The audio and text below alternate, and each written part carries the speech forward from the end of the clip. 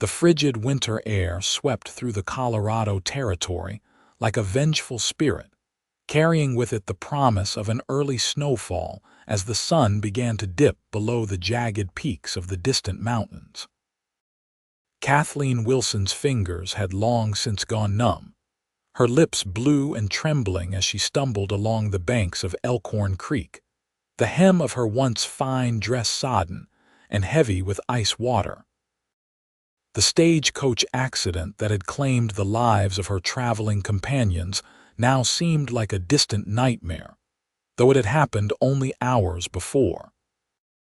Isaac Hayes pulled his hat lower against the bitter wind as he urged his horse forward along the creek's edge, scanning the terrain for any sign of strays from the Chisholm Ranch herd. The 26-year-old cowboy had worked for the ranch since he was 18, rising from a lowly stable hand to one of the most trusted hands on the sprawling cattle operation nestled in the eastern foothills of Colorado. His thoughts were focused on finishing his rounds and getting back to the warm bunkhouse when a flash of color against the drab winter landscape caught his eye. At first, he thought it might be a discarded piece of clothing washed down from a settlement upstream, but as he drew closer, he realized with a start that it was a woman collapsed at the water's edge. He dismounted in one fluid motion, his spurs jangling as his boots hit the frozen ground, and rushed to her side. "Madam, madam, can you hear me?" Isaac knelt beside the woman's still form, gently turning her onto her back. Her face was deathly pale except for her cheeks and the tip of her nose, which were bright red from exposure. Her eyelids fluttered weakly as he touched her face, revealing startling green eyes clouded with confusion and fear. "Help," Kathleen whispered, her voice barely audible above the rushing of the creek. "Please." Without hesitation, Isaac shrugged out of his heavy sheepskin coat and wrapped it around her trembling body. "I've got you, madam. You're going to be all right." He gathered her into his arms, shocked at how little she weighed. "I promise you'll be safe now." He whistled for his horse, Thunderbolt, who obediently trotted over. With care, Isaac lifted Kathleen onto the saddle before mounting behind her, cradling her against his chest to share what warmth he could. He could feel her shivering violently against him as he urged his horse into a careful trot toward Chisholm Ranch. "My name's Isaac Hayes," he said, his breath forming clouds in the cold air. "I work for Chisholm Ranch not far from here. What's your name, madam?" Kathleen, she managed through chattering teeth. "Kathleen Wilson. Miss Wilson, I'm going to get you somewhere warm. Just hold on." Isaac tightened his arms around her. "I promise you'll be all right." The journey back to the ranch seemed interminable, though it couldn't have been more than 3 miles. As they approached the cluster of buildings that made up the heart of Chisholm Ranch, Isaac called out for help. Several ranch hands emerged from the bunkhouse, their expressions changing from curiosity to concern as they saw the woman in Isaac's arms. "Frank, ride for Doc Simmons in town," Isaac ordered one of the younger cowboys. "Tell him it's urgent. Joe, go tell Mrs. Thornton we've got a lady in need of care." Mrs. Thornton, the ranch cook and housekeeper, came bustling out of the main house, wiping her hands on her apron. Her weathered face creased with concern as she took in the scene. "Bring her inside, Isaac. Quickly now." She held the door open as Isaac carried Kathleen into the warmth of the house. Mrs. Thornton led them to a small bedroom off the kitchen that was kept for visitors. "Put her down here. Poor thing's half frozen." Isaac gently laid Kathleen on the bed, reluctant to let her go. "Found her by Elkhorn Creek, nearly unconscious." "Well, you did right bringing her here," Mrs. Thornton said, already pulling extra blankets from a chest. "Now out with you while I get her out of these wet things." "Yes, madam." Isaac backed toward the door, his eyes still on Kathleen. "I'll be nearby if you need anything." As he stepped outside, he nearly collided with Mr. Chisholm himself. The ranch owner was a tall man with silver-streaked dark hair and a neatly trimmed beard. "What's all this commotion, Hayes?" Chisholm asked, his deep voice carrying the authority of a man used to being in charge. Isaac quickly explained the situation, finishing with, "I sent for the doctor, sir." Chisholm nodded. "Good. You did right. Any idea who she is or what she was doing out by the creek in this weather?" "Said her name's Kathleen Wilson. Nothing more yet, sir. She was hardly conscious." "Well, we'll sort it out once she's recovered. In the meantime, see to your horse and get yourself warmed up. You look half frozen yourself." Isaac nodded, suddenly aware of his own shivering without his coat. "Yes, sir." As he headed toward the stables with Thunderbolt, Isaac found his thoughts returning to the woman with the striking green eyes. There was something about her that tugged at him, something beyond the natural concern for a person in distress. He shook his head, telling himself it was just the unusual circumstances of their meeting. Inside the house, Mrs. Thornton had gotten Kathleen out of her wet clothes and into a warm nightgown, tucking her under several thick quilts. The housekeeper sat beside the bed, coaxing warm broth between Kathleen's pale lips. "There now, dear, take another sip. We need to warm you from the inside out." Kathleen managed a few more swallows before turning her head away. "Thank you," she whispered. "Where am I?" "You're at Chisholm Ranch, about 15 miles east of Denver City. Safe and sound, thanks to Isaac finding you when he did." "Isaac," Kathleen repeated, remembering the strong arms that had carried her, the gentle voice promising safety. "The cowboy with the coat." Mrs. Thornton smiled. "That's him. One of Mr. Chisholm's best men. Now, can you tell me what happened? How did you end up by that creek?" Kathleen closed her eyes briefly, the memories flooding back. "The stagecoach. We were traveling to Denver, my aunt and I." Her voice broke.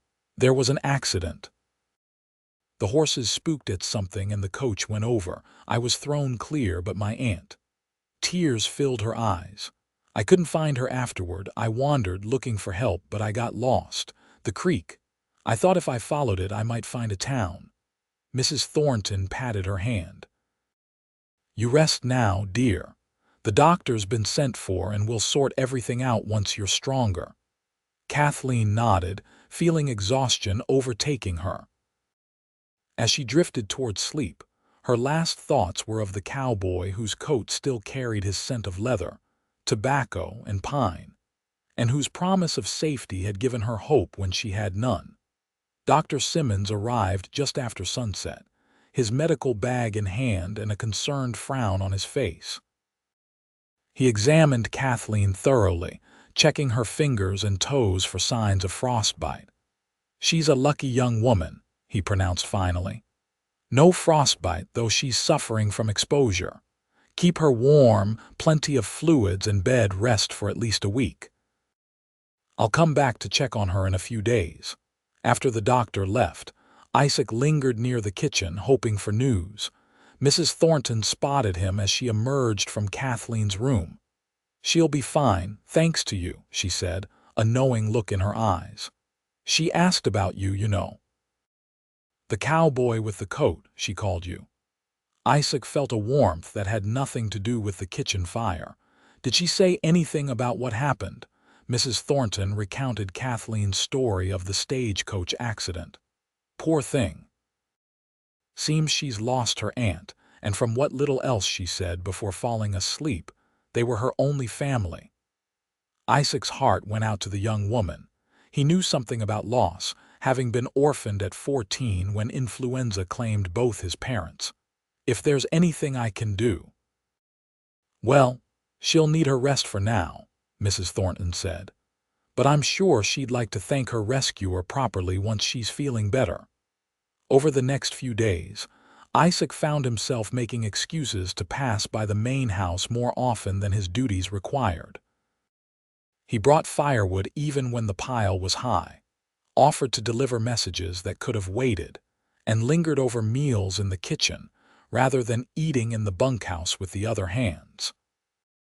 On the third day after finding Kathleen, he entered the kitchen to find her sitting at the table, wrapped in a shawl and sipping tea. She looked up as he entered, and a smile transformed her face. "Mr. Hayes," she said softly, "I've been hoping to see you." Isaac removed his hat, suddenly aware of his work-worn appearance.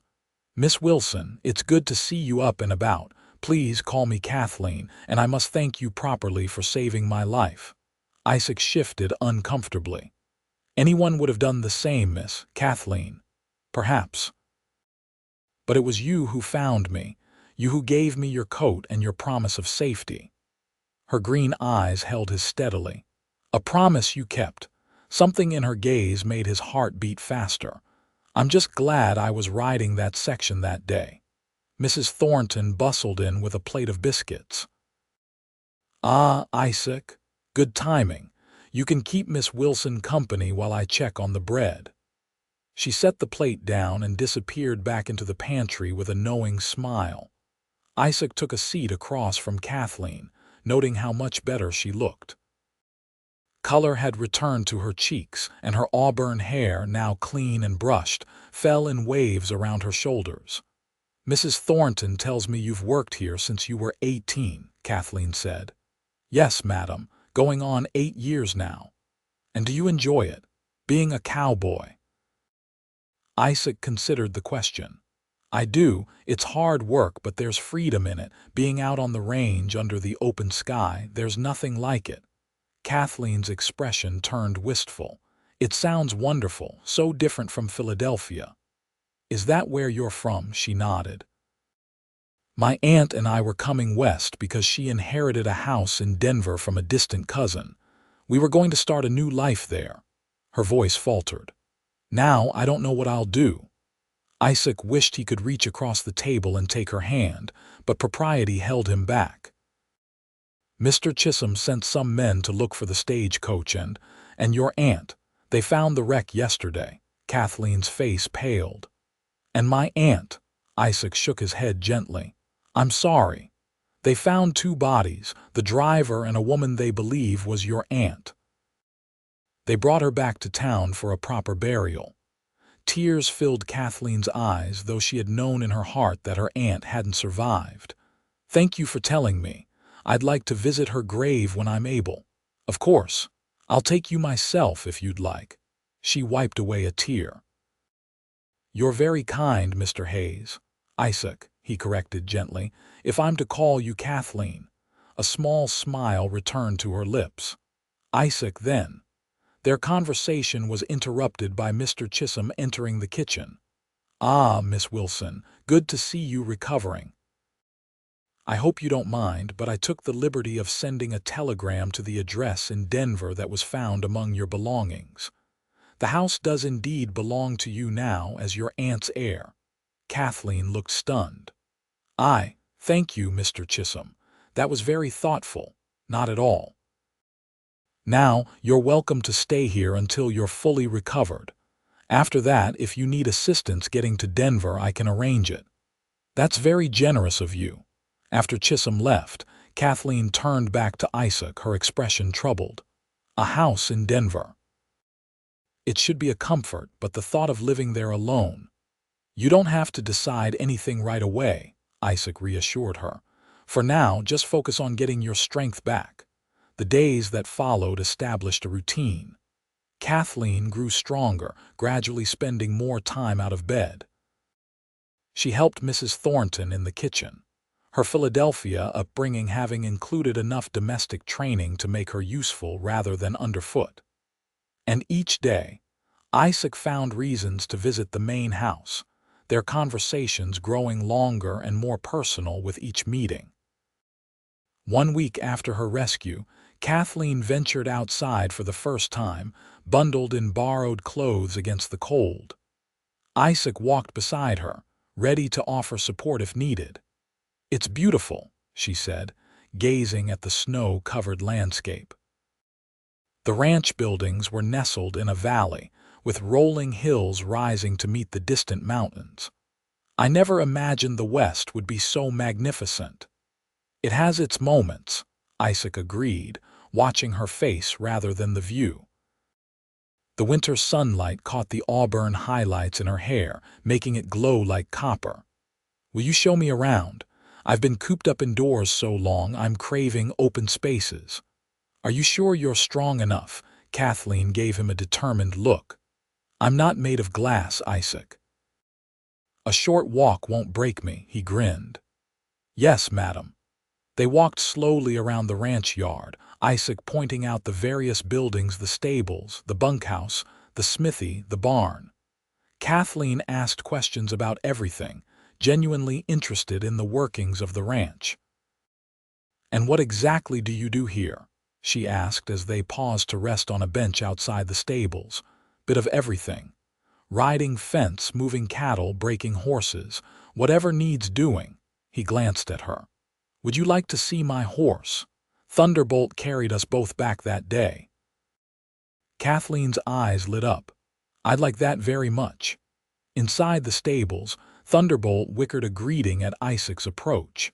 The black gelding thrust his head over the stall door, nuzzling Isaac's pocket for treats. You spoiled thing, Isaac laughed, producing an apple slice. This is Thunderbolt, best cow horse in Colorado territory. Kathleen approached cautiously. He's beautiful. May I touch him? Of course. He's gentle as a lamb despite his name. She reached out, letting Thunderbolt sniff her hand before stroking his velvety nose. The horse huffed softly, seemingly approving of her. I think he likes you, Isaac said, watching the interaction with a smile. The feeling is mutual. Kathleen scratched between Thunderbolt's ears. I've always loved horses, though in Philadelphia I only saw carriage horses, nothing like this magnificent creature. Have you ridden much? She shook her head. Only a few times at my cousin's country estate, nothing like riding the open range, I imagine. Would you like to learn? Once you're fully recovered, of course. Kathleen's face lit up. I'd love that. As they left the stables, they nearly collided with a tall, handsome man in an expensive coat. Robert Anderson, the son of a neighboring rancher, was known for his charm, wealth, and arrogance in equal measure. Well, what have we here? Anderson's eyes moved appreciatively over Kathleen. Isaac stiffened. Mr. Anderson, this is Miss Kathleen Wilson. Miss Wilson, Robert Anderson of the Circle Ranch. Anderson removed his hat with a flourish. Enchanted, Miss Wilson. I don't believe I've had the pleasure of seeing you in these parts before.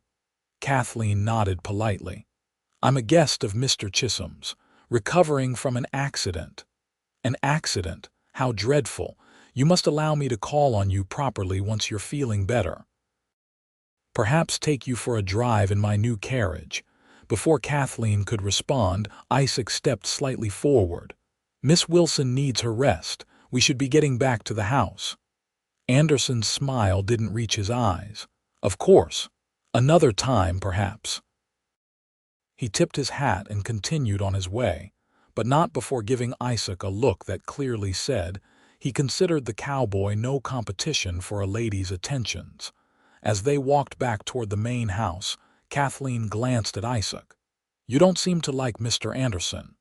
Isaac hesitated. He's used to getting what he wants.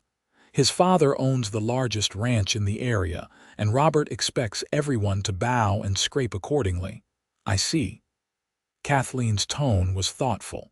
Well, I've never been one to judge a person by their wealth or status. My father was a school teacher before he passed, and he taught me to value character above all else. Something in Isaac relaxed at her words. Your father sounds like a wise man. He was. She smiled up at him.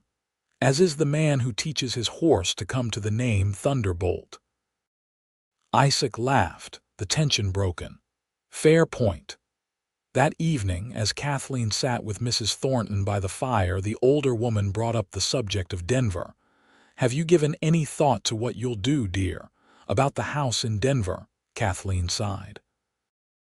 I suppose I should go there, see what Aunt Martha had arranged, but the idea of living alone in a strange city. Mrs. Thornton patted her hand. You're young and capable. You'll find your way. And Denver's growing fast. There are opportunities there for a well-educated young woman like yourself. Perhaps. Kathleen stared into the fire. Though I must admit I've grown quite fond of this place in a short time. The housekeeper gave her a knowing look. The place or a certain person in it, Kathleen blushed. Mrs. Thornton. Don't Mrs. Thornton me, child. I've seen the way you light up when Isaac walks into the room, and the way that boy finds excuses to be near the main house when he should be out with the herd. She chuckled. In my 60 years, I've seen that look enough times to know what it means. It's not like that, Kathleen protested weakly. He saved my life. Of course I'm grateful. Gratitude doesn't make your cheeks flush like that. Mrs. Thornton's eyes were kind. There's no shame in it. Isaac's a good man, one of the best. Kathleen couldn't deny the flutter in her heart whenever Isaac was near, but she wasn't ready to put a name to those feelings. Even if there were something, I'll be leaving for Denver soon. Denver's not so far, Mrs. Thornton said simply, returning to her knitting. The next day, Dr. Simmons pronounced Kathleen fully recovered, though he cautioned her to continue taking care of herself. You've been through an ordeal, young lady. Don't push yourself too hard. After the doctor left, Mr. Chisholm found Kathleen in the parlor. Good news about your health, Miss Wilson. Now, I've arranged for transportation to Denver whenever you're ready. One of my men will be driving a wagon there next week for supplies. Kathleen felt a pang at the thought of leaving so soon. That's very kind, Mr. Chisholm, but before I go, I'd like to visit my aunt's grave if I may. Of course, I'll have a buggy readied for you tomorrow. Hayes can drive you into town. Thank you. Kathleen hesitated. And thank you for all your hospitality. I don't know what would have become of me without the kindness of Chisholm Ranch. Chisholm waved away her thanks. It's what neighbors do out here, Miss Wilson. The West can be harsh, but its people look out for one another. The next morning dawned clear and cold. Isaac brought the buggy around to the front of the house, where Kathleen waited, bundled in a coat borrowed from Mrs. Thornton. The temperature had risen enough that the snow was beginning to melt in patches, revealing the dormant grass beneath. Ready? Isaac asked as he helped her into the buggy. Kathleen nodded, her expression solemn. As ready as I'll ever be. The ride to town was mostly silent. Kathleen lost in thoughts of her aunt and the life they'd planned together in Denver. Isaac respecting her need for quiet reflection. The town of Ridgeway was small but growing, with a main street lined with wooden buildings, a general store, a saloon, a blacksmith, and a small church with a cemetery behind it. Isaac tied the horses at a hitching post near the church. The cemetery's just back there. Do you want me to come with you, or would you prefer to be alone? Kathleen hesitated, then said softly, I'd like it if you came with me. He offered his arm, and she took it gratefully as they walked through the church grounds to the small cemetery beyond. The newest grave was easy to spot, the turned earth still fresh. Martha Wilson, beloved aunt, Kathleen read from the simple wooden marker. They spelled her name correctly. Thank you for arranging that. Mr. Chisholm saw to it, Isaac said. Kathleen knelt by the grave, unmindful of the damp earth soaking through her skirt. She was all the family I had left, she said quietly. After my parents died of fever 5 years ago, she took me in without question. She didn't have to do that. She was a spinster schoolteacher with a small income, and suddenly she had a 17-year-old girl to care for. Isaac stood respectfully nearby. She sounds like a remarkable woman. She was. Coming west was her idea. She said we both needed a fresh start, away from the memories and constraints of Philadelphia society. Kathleen touched the wooden marker gently. I never imagined she wouldn't be there to share that fresh start. After a long moment of silence, Kathleen rose, wiping tears from her cheeks. I'd like to see the house in Denver before I decide what to do next. I owe her that much. Of course. Isaac offered his arm again. Would you like to go back to the ranch now, or do you need some time in town? Actually, if you don't mind, I'd like to visit the general store. I need a few items if I'm to travel to Denver. Of course. Might be good to get you some clothes that fit better than Mrs. Thornton's hand-me-downs. The general store was warm and cluttered, filled with everything from foodstuffs to clothing to tools. The proprietor, Mr. Jenkins, greeted them with a friendly nod. This must be the young lady everyone's talking about, he said. The stagecoach survivor. Kathleen blinked in surprise. Word travels fast. Not much happens in Ridgeway that doesn't become everyone's business, Isaac explained. Miss Wilson needs some traveling clothes, Mr. Jenkins. She'll be heading to Denver soon. Of course. Mrs. Jenkins handles the ladies' goods. Martha, he called toward the back of the store. Customer for you, Mrs. Jenkins, a plump, pleasant-faced woman, emerged from behind a curtain. Well, hello there. You must be Miss Wilson. Come along, dear. Let's find you something suitable. While Kathleen was led to the women's section, Isaac browsed the store, eventually finding himself near the jewelry counter. A simple silver pendant caught his eye, a small star on a delicate chain. Fine piece, that, Mr. Jenkins said, noticing Isaac's interest. Just got it in from a silversmith in Denver. Isaac fingered the meager coins in his pocket. A cowboy's wages didn't leave much for luxuries. How much? Mr. Jenkins named a price that made Isaac wince, but after a moment's hesitation, he nodded. I'll take it. The shopkeeper raised an eyebrow but wrapped the pendant in a small square of cloth without comment when Kathleen emerged with Mrs. Jenkins. She was carrying a bundle of purchases, a practical traveling dress, undergarments, a warmer coat than the borrowed one, and other necessities. Let me get those for you, Isaac offered, taking the packages. Outside, as they loaded her purchases into the buggy, Kathleen said, Thank you for bringing me today. I needed this. Isaac helped her up onto the seat. You're welcome.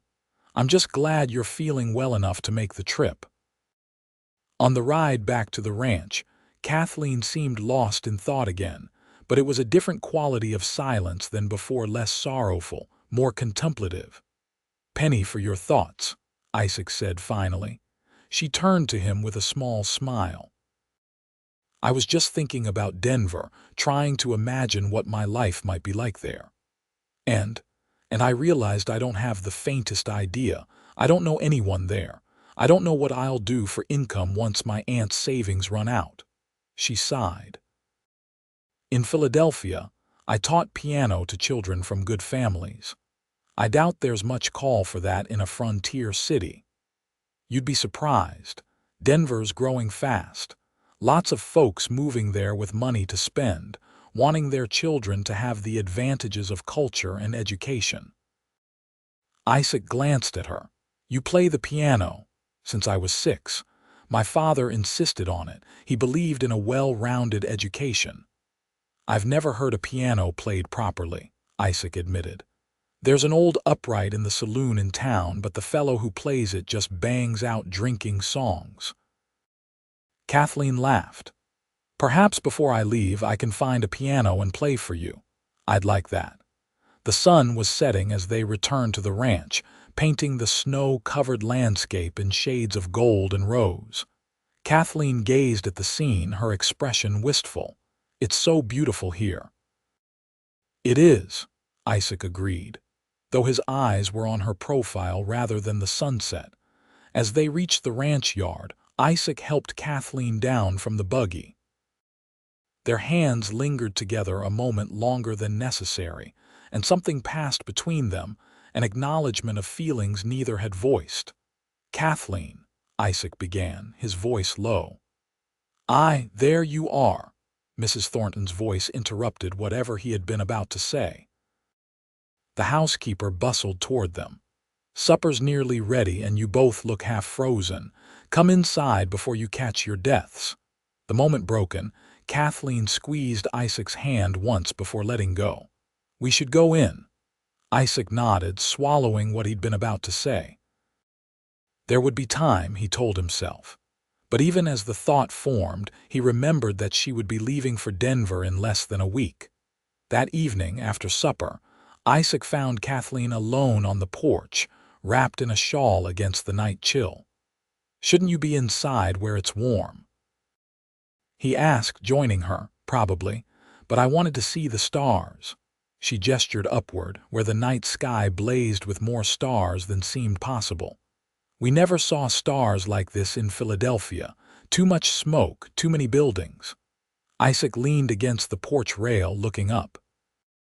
I never tire of it. It's one of the best things about being a cowboy sleeping under that sky. It makes one feel small, doesn't it? In a good way. Like your problems aren't as big as they seem, Kathleen nodded. Exactly. After a comfortable silence, Isaac reached into his pocket. I got something for you in town. Kathleen looked at him in surprise. You didn't have to do that. I wanted to.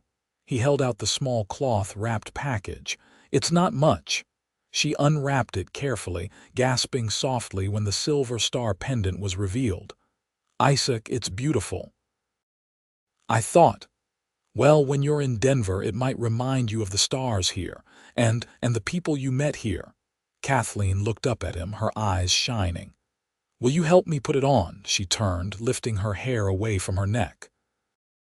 Isaac's fingers trembled slightly as he fastened the delicate clasp. The simple act felt deeply intimate, standing close enough to catch the faint lavender scent of her hair, his knuckles brushing against the warm skin of her neck. There, he said, his voice gruff. Kathleen turned back to face him, her fingers touching the star that now rested just below her collarbone. I'll treasure it always. Their eyes met, and for a moment, Isaac thought he might have the courage to close the distance between them, to finally taste those lips that had been haunting his dreams. But before he could move, the porch door opened, and Mr. Chisholm stepped out. There you are, Miss Wilson. A telegram came for you from Denver. He held out a yellow envelope. Kathleen took it with a murmured thanks, breaking the seal and reading the short message inside. Her expression changed from curiosity to shock. What is it? Isaac asked. It's from my aunt's lawyer in Denver, he says. He says the house was lost in a fire 3 days ago. There's nothing left. Her hands trembled. Everything we were planning. It's gone. Mr. Chisholm's face creased with concern. I'm sorry to hear that, Miss Wilson. A difficult blow after all you've been through. Kathleen seemed to gather herself. Yes, well, I suppose I'll need to reconsider my options. You're welcome to stay here until you decide what to do next, Chisholm offered. No need to rush, thank you. That's very kind. Kathleen folded the telegram carefully. If you'll excuse me, I think I need some time alone. After she went inside, Chisholm gave Isaac a speculative look. She's a fine young woman, Hayes. Yes, sir, she is. Going to be needing a new plan now, I expect. Isaac nodded, mind racing with possibilities he'd barely dared to consider before. Yes, sir, Chisholm clapped him on the shoulder. Well, don't stand out here freezing all night. Think on it and act when the time's right. The next morning, Kathleen was nowhere to be found at breakfast. Mrs. Thornton explained that she'd risen early and gone for a walk to clear her head. Said she needed to think, poor dear. Such a blow, losing her last connection to her aunt like that. Isaac wolfed down his breakfast and went in search of her, eventually finding her sitting on a fallen log near the creek where he'd first discovered her. She looked up as he approached, a sad smile on her face. I thought I might find you here, she said. Seems like we've come full circle. Isaac sat beside her. Are you all right? I don't know, I feel adrift. Everything I planned, everything my aunt and I dreamed about for our new life in Denver. She gestured helplessly. What do I do now? Isaac took a deep breath. You could stay. Kathleen looked at him in surprise. Stay. Here, at Chisholm Ranch, in Ridgeway. He met her eyes. With me. Isaac, I know it's sudden. I know we've only known each other a short while, but Kathleen, from the moment I found you by this creek, something changed in me, and I hope you feel it too. Kathleen's eyes softened. I do. But nothing. I'm not a wealthy man, I don't have a fancy house to offer you, but I have a good job, savings enough to build us a small home, and he took her hands in his. And I love you, Kathleen Wilson. I think I've loved you since I carried you half frozen in my arms, promising you'd be safe. Tears filled Kathleen's eyes. Oh, Isaac, I love you too, but I can't ask you to take on the burden of a woman with nothing to her name, not even a change of clothes. You're not asking, I'm offering. And you're not a burden, you're a gift. He squeezed her hands. Say you'll stay, say you'll give us a chance to build a life together. But what would I do here? How would I contribute? Whatever you want. You could teach music like you did in Philadelphia. Ridgeway's growing, there are families here who'd value such education for their children. Or you could help at the school. They're always short of teachers. Hope began to dawn in Kathleen's eyes. You really think so?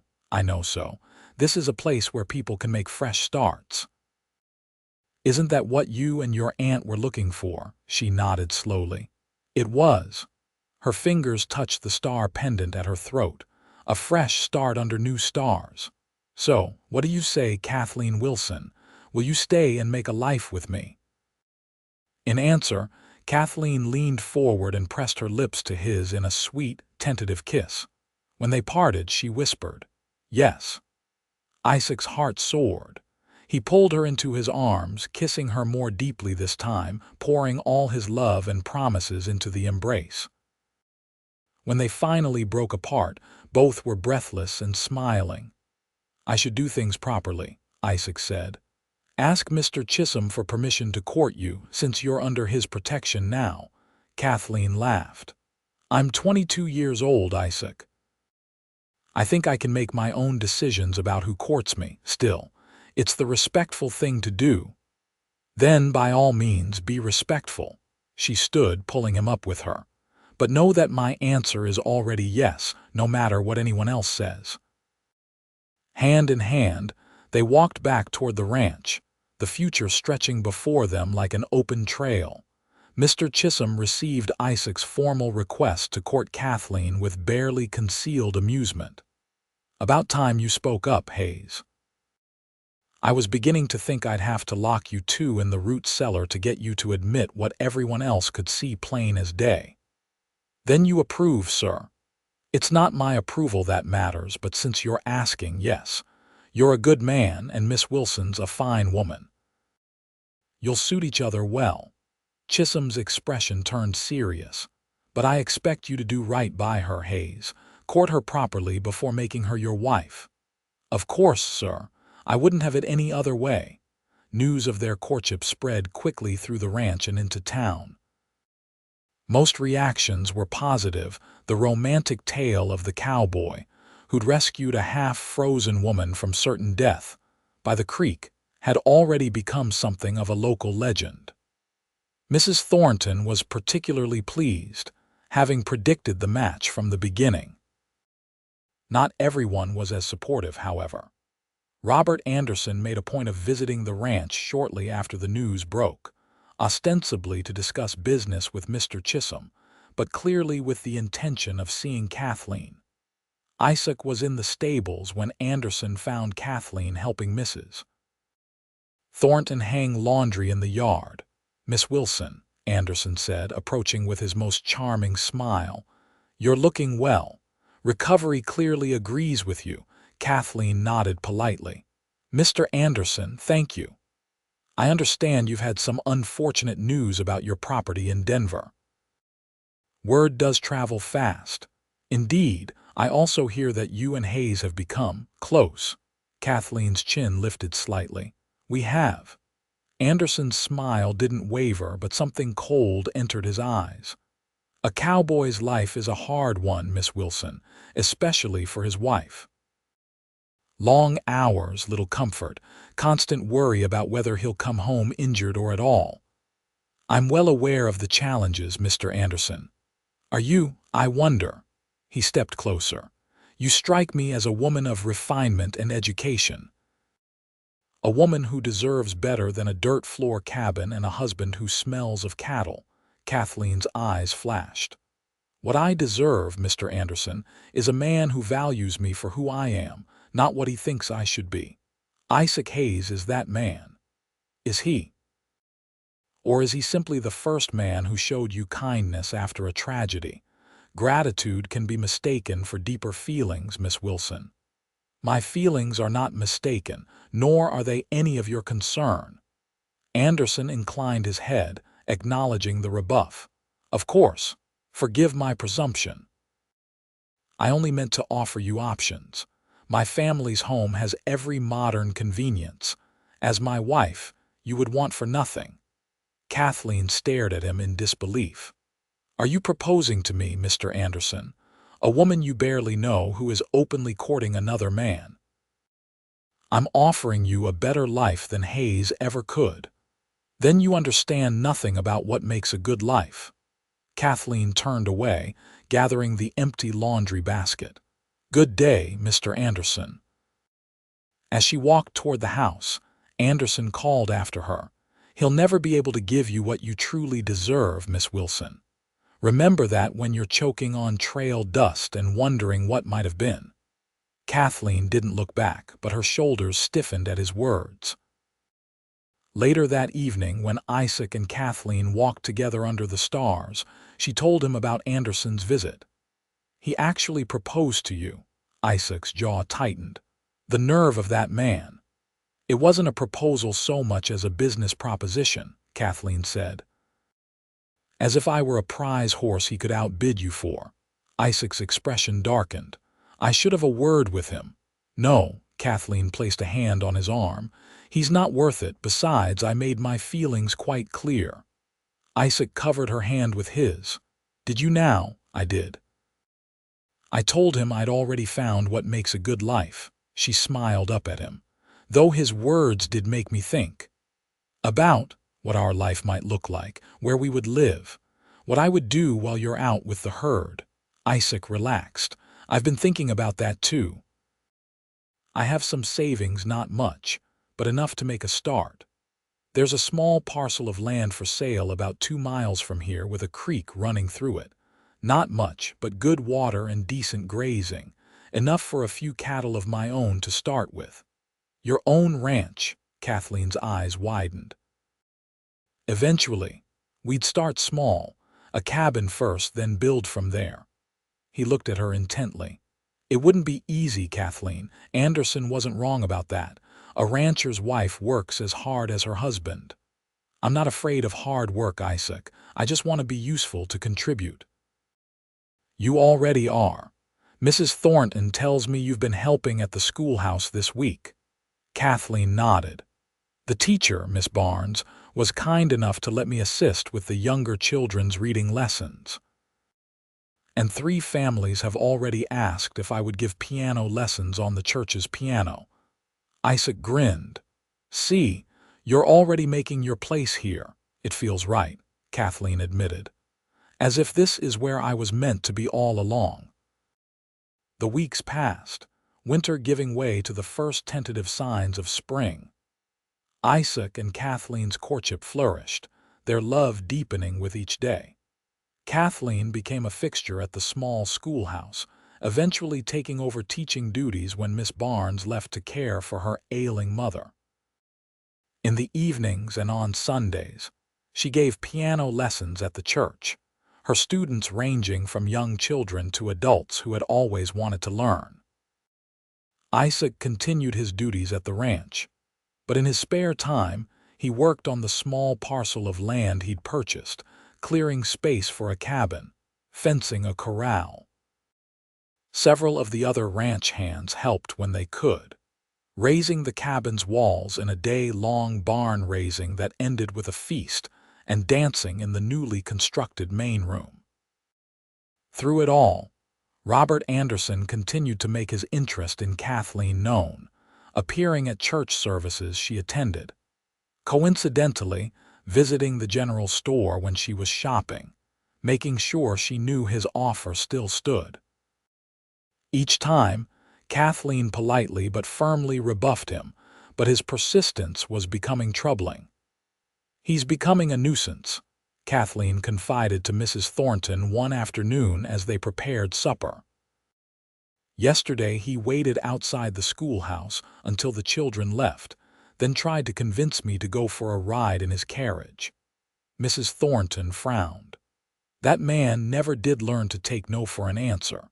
His father spoiled him rotten after his mother passed.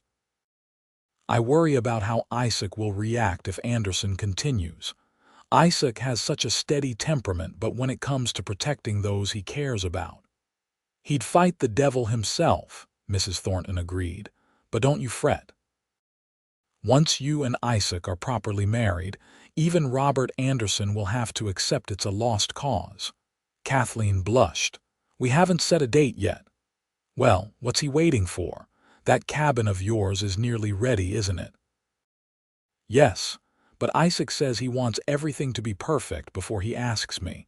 He's so determined to provide a proper home." Mrs. Thornton snorted. "Men, always thinking it's about the things when it's really about the heart." The conversation was interrupted by a commotion outside. They rushed to the window to see two ranch hands carrying a third between them, his leg at an unnatural angle. "It's Isaac," Kathleen gasped, rushing outside. Isaac's face was gray with pain, but he managed a weak smile when he saw her. "It's not as bad as it looks. What happened?"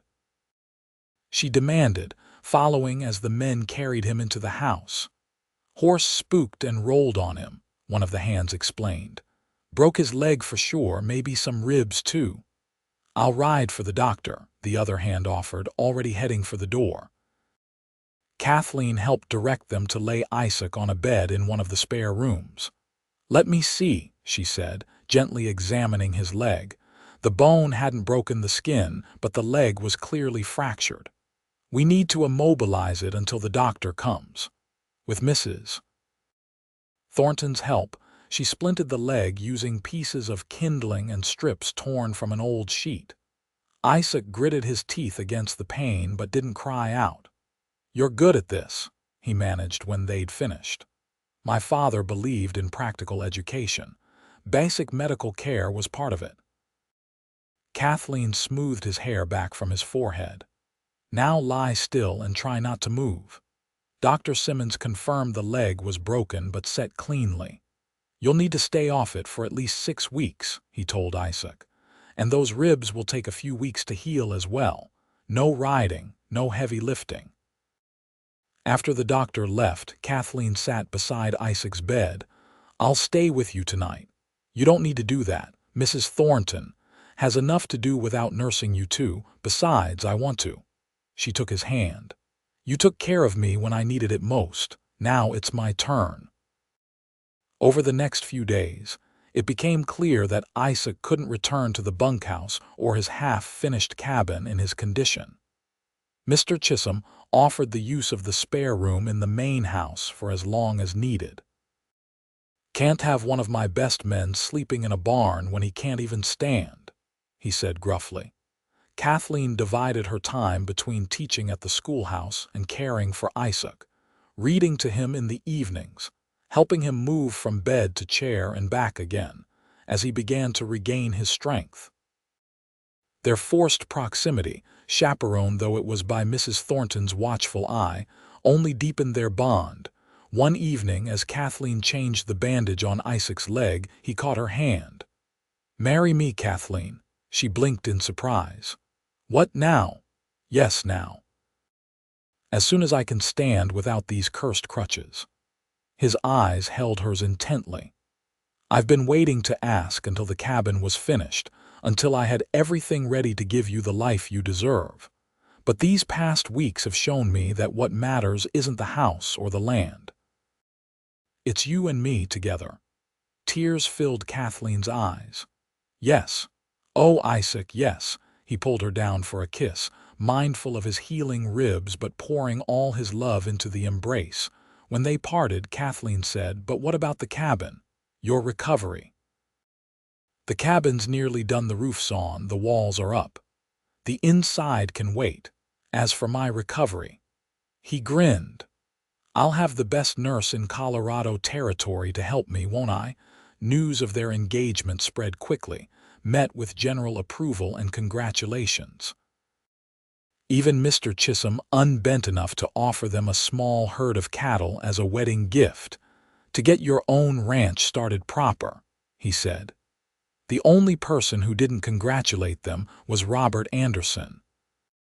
Instead, he seemed to withdraw, no longer appearing at the places Kathleen frequented, no longer trying to engage her in conversation after church. While Kathleen was relieved, Isaac found the sudden change in behavior suspicious. "It's not like him to give up so easily," he said to Joe, one of the other ranch hands who'd been helping with the cabin. "Maybe he finally got the message," Joe suggested, hammering a nail into the porch railing they were constructing. Isaac, still on crutches but able to move around more freely, was supervising and doing what small tasks he could manage while seated. "Maybe," Isaac said, unconvinced. "Or maybe he's planning something." His suspicion proved justified a week later when Anderson appeared at the schoolhouse just as Kathleen was dismissing the children for the day. "Miss Wilson," he said, blocking the doorway. "A word, if you please." Kathleen stiffened. "Mr. Anderson, I'm rather busy. This won't take long."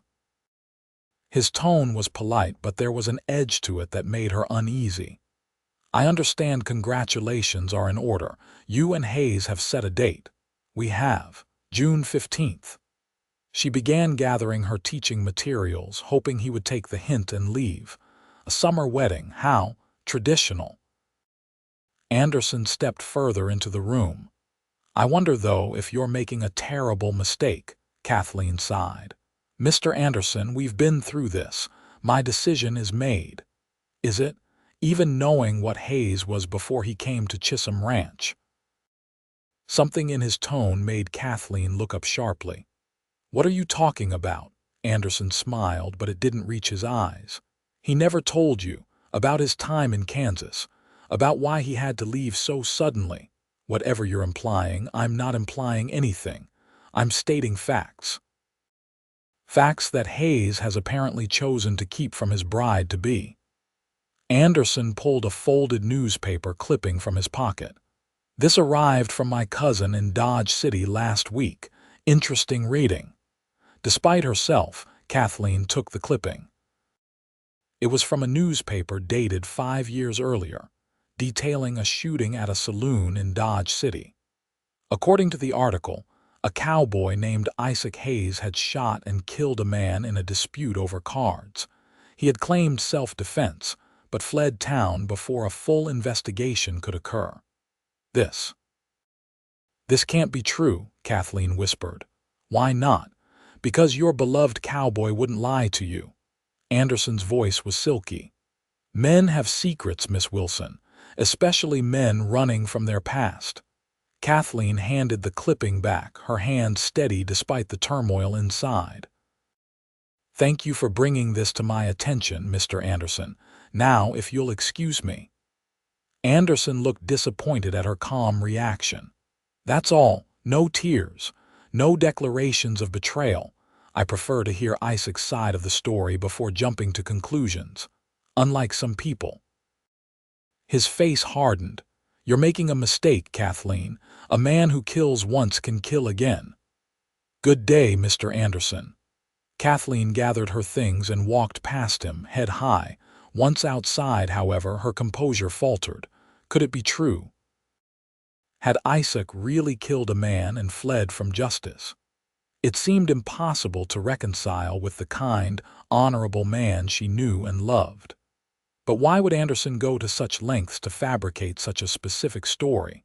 She made her way slowly back to Chisholm Ranch, mind racing.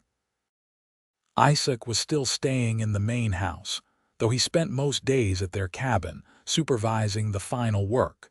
She found him on the porch, whittling a piece of wood, his broken leg propped on a stool. He looked up with a smile that faded when he saw her expression. "What's wrong?" Kathleen sat beside him. "I had a visitor at the schoolhouse, Robert Anderson." Isaac's face darkened. "What did he want? To tell me about something that happened in Dodge City 5 years ago." She watched his face carefully. A shooting in a saloon. The color drained from Isaac's face. For a long moment he didn't speak, and in that silence Kathleen felt her heart breaking. "So it's true," she whispered. Isaac set aside his whittling. "Yes and no. There was a shooting. I did kill a man, but it wasn't how the newspaper reported it." "Then tell me how it was." Isaac took a deep breath. "I was 21, working cattle drives from Texas to the railheads in Kansas. After we delivered the herd in Dodge, some of us went to a saloon to celebrate. I wasn't much of a drinker or a gambler, but I sat in on a poker game." His expression grew distant. "One of the players was a local tough, Billy Corcoran. He accused me of cheating, which I wasn't. Things got heated and he pulled a knife." "And you shot him?" Isaac nodded. "In self-defense, like the paper said. What it didn't say was that the local marshal knew Corcoran well. They were cousins. He made it clear there wouldn't be a fair investigation, that I'd hang for killing his kin regardless of the circumstances. So I ran." "Why didn't you tell me?" "At first, because I was ashamed. Not of defending myself, but of running. Later." He reached for her hand.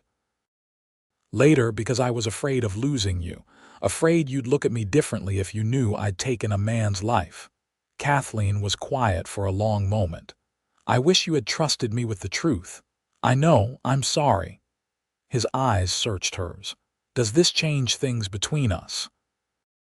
She considered the question carefully. "It changes what I know about you, but not how I feel.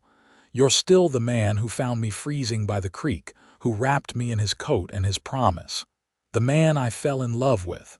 Relief washed over Isaac's face. "I don't deserve you." "Probably not," she agreed with a small smile, "but you're stuck with me anyway." Her expression turned serious again. "But Isaac, if we're to build a life together, there can't be secrets between us, not big ones like this." "No more secrets," he promised. "From now on, you know everything I know." "Good." She leaned forward to kiss him softly. "Because I'm not going anywhere, Isaac Hayes. Not now, not ever." The next day, Isaac sent a letter to the current marshal of Dodge City, explaining the circumstances of his departure and asking if there were still charges against him. It would be weeks before a reply could be expected, but taking the step toward clearing his name eased a burden he'd carried for years. Robert Anderson's attempt to drive a wedge between them had failed, but Isaac remained wary. "He's not the type to give up easily," he warned Kathleen.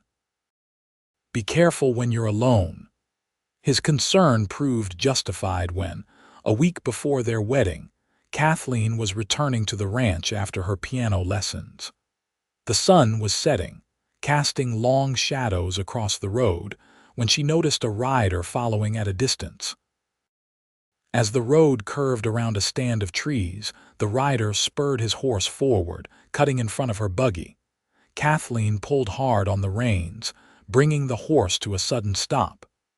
"Mr. Anderson, what do you think you're doing?" Anderson's face was flushed, his eyes wild. "You're making a terrible mistake, Kathleen. I can't let you throw your life away on a killer.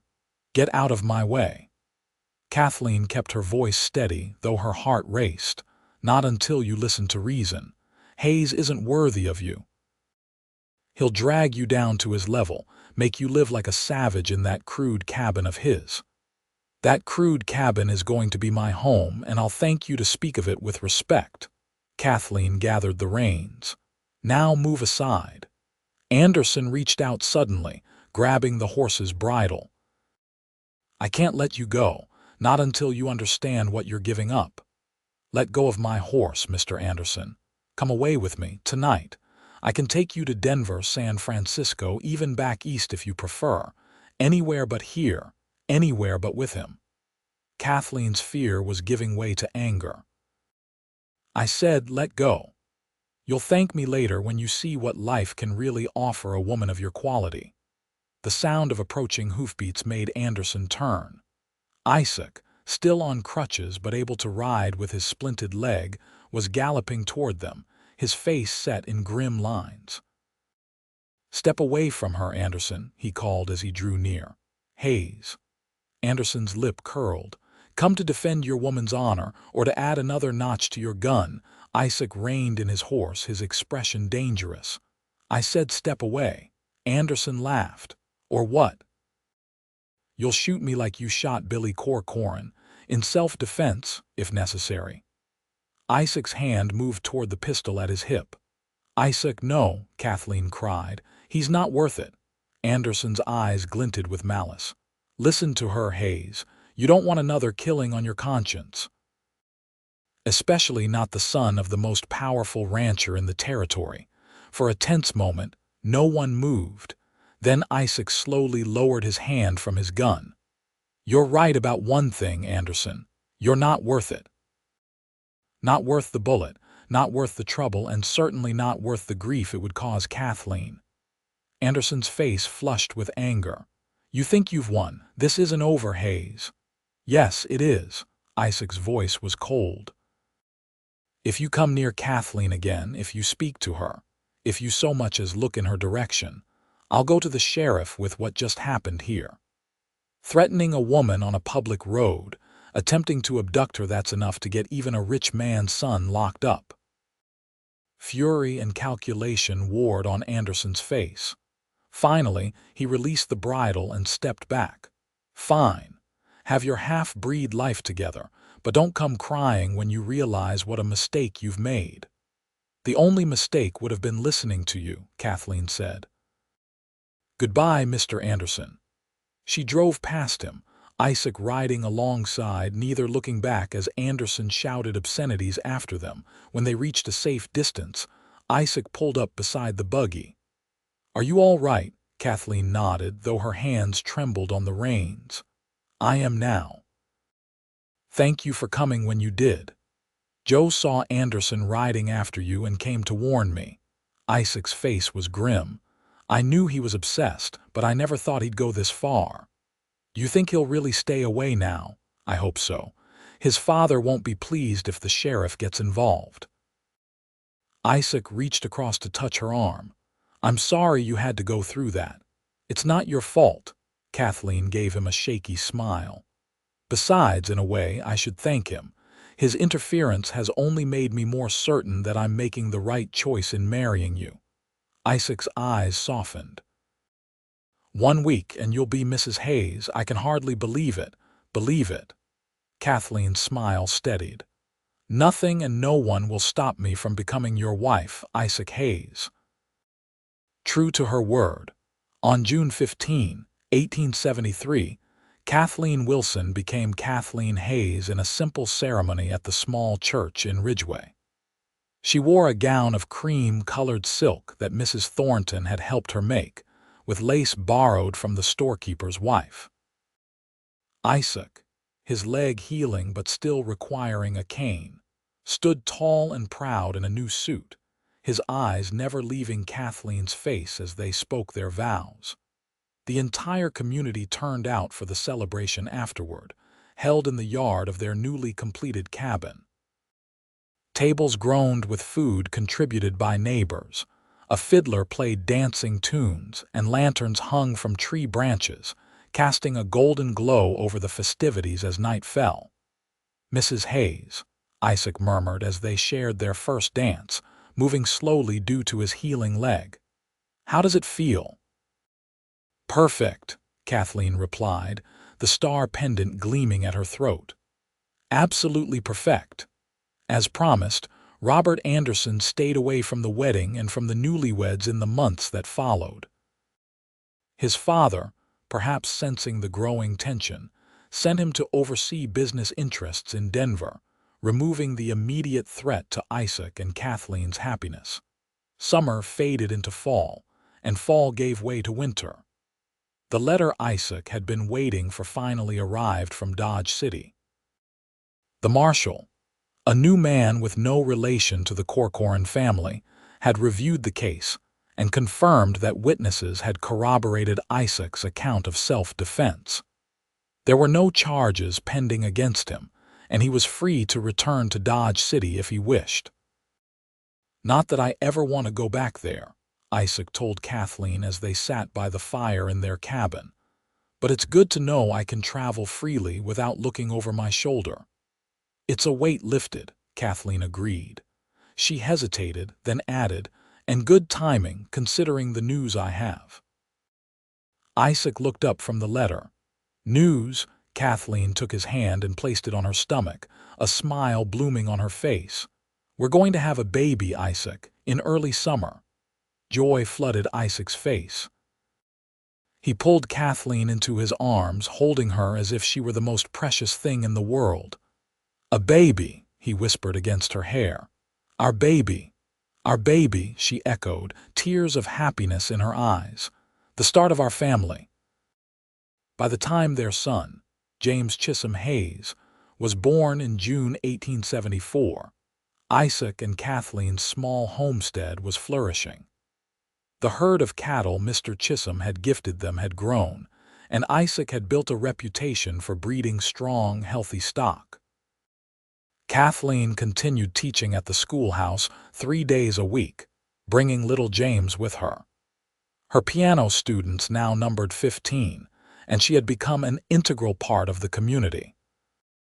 On cool evenings, they would sit on the porch of their cabin, watching the stars come out, their son sleeping peacefully in his cradle beside them.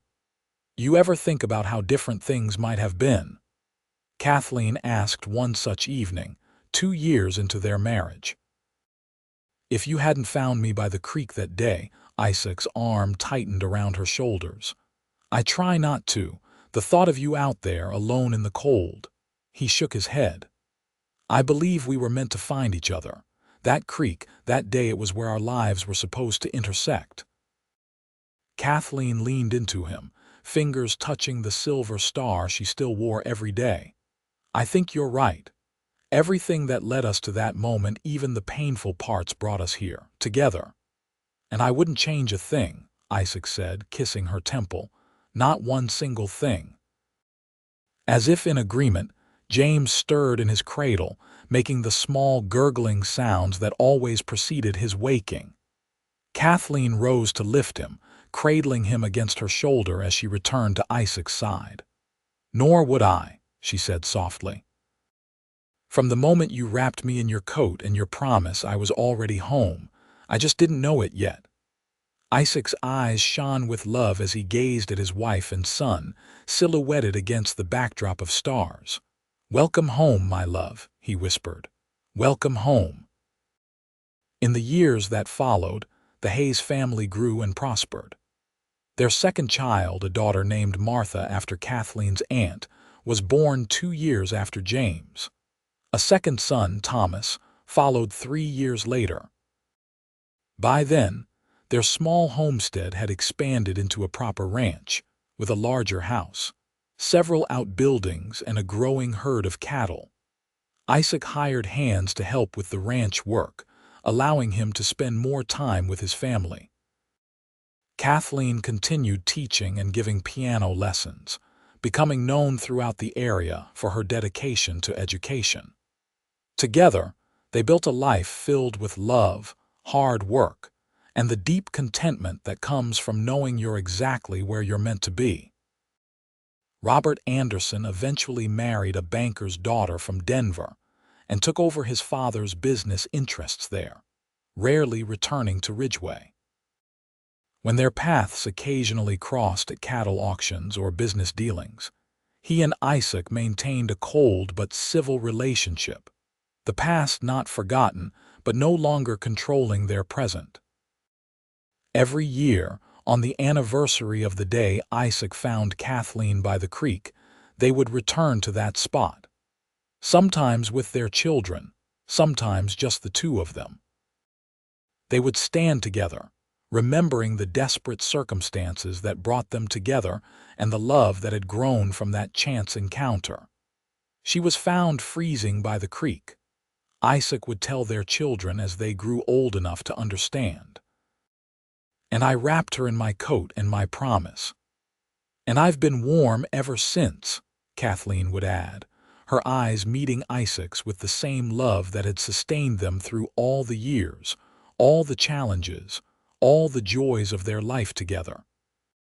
Under the vast Colorado sky, with the creek bubbling nearby and the mountains standing sentinel in the distance, their promise to each other continued to unfold, a promise of love, of family, of home.